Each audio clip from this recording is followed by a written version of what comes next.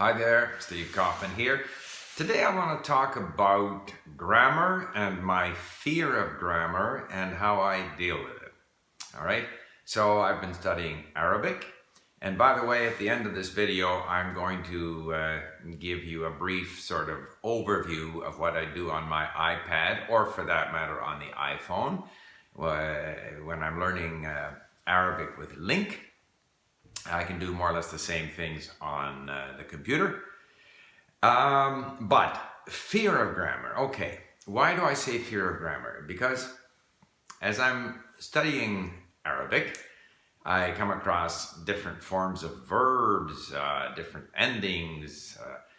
Sometimes I'm sort of curious about how Arabic verbs work. So I consult one of the books that I bought on Arabic.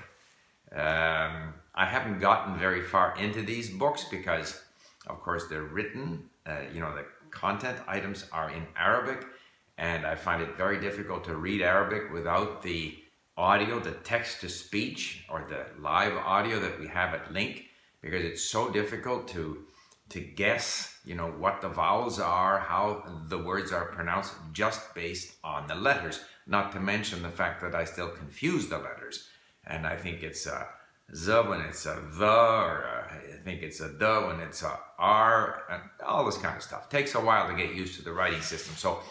But I do occasionally want to go to the grammar book and say, okay, what's the explanation of what's happening? And then I go there and I'm confronted with the fact that there are however many types of verbs in Arabic and all kinds of explanation that I know from experience I won't be able to remember. And it throws up a wall of confusion and I retreat. So therefore I have this fear. I don't want to get into something where I'm basically beating my head against a brick wall and not really learning or not retaining anything, that's going to be useful to me.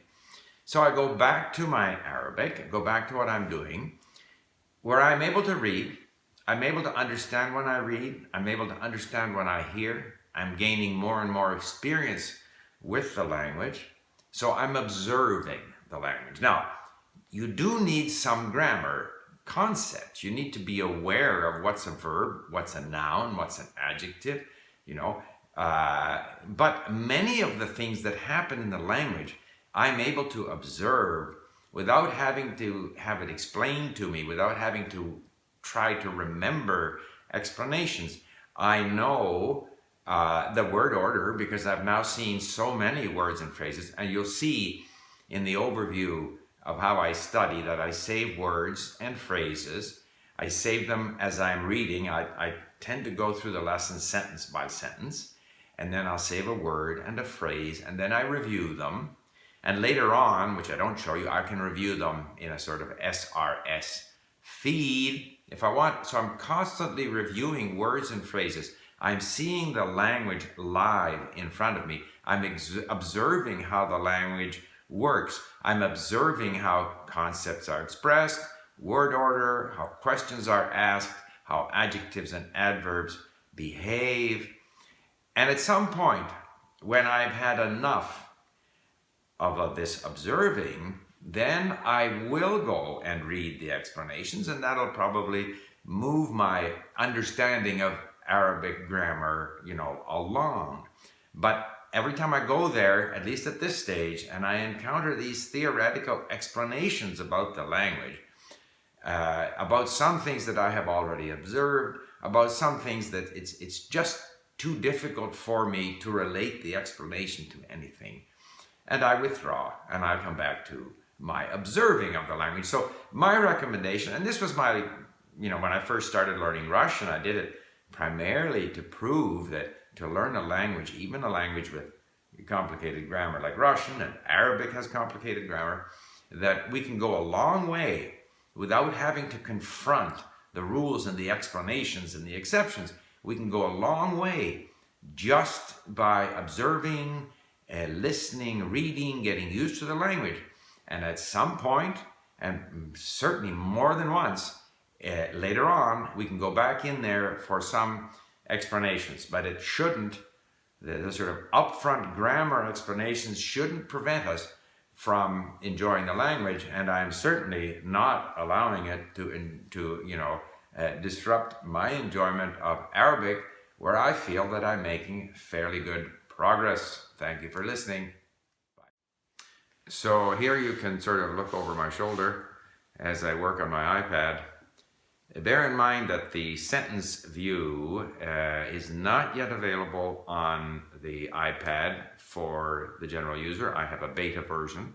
It is available on the website, the browser version, where you go down and in the settings you can set your lesson page into different formats. But it will very soon be available for everyone. But I just wanted to use this to demonstrate how I mine, if you want, how I use the text to observe grammar rather than trying to study it up front. Just thought I would give you a view over my shoulder. Bye for now.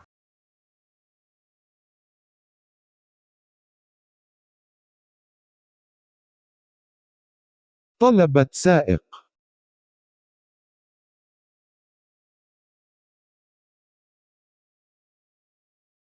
طلبت سائقة من أوبر. طلبت سائقة من أوبر. على هاتفها. طلبت سائقة من أوبر.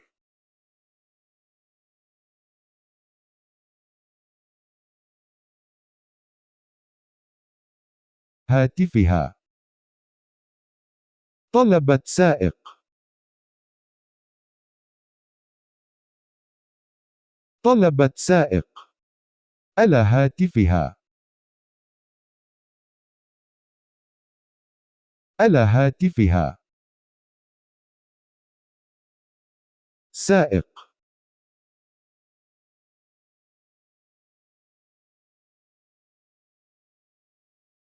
أنها لم تستخدم أوبر. أنها لم تستخدم أوبر. أبدا من قبل. أبدا من قبل.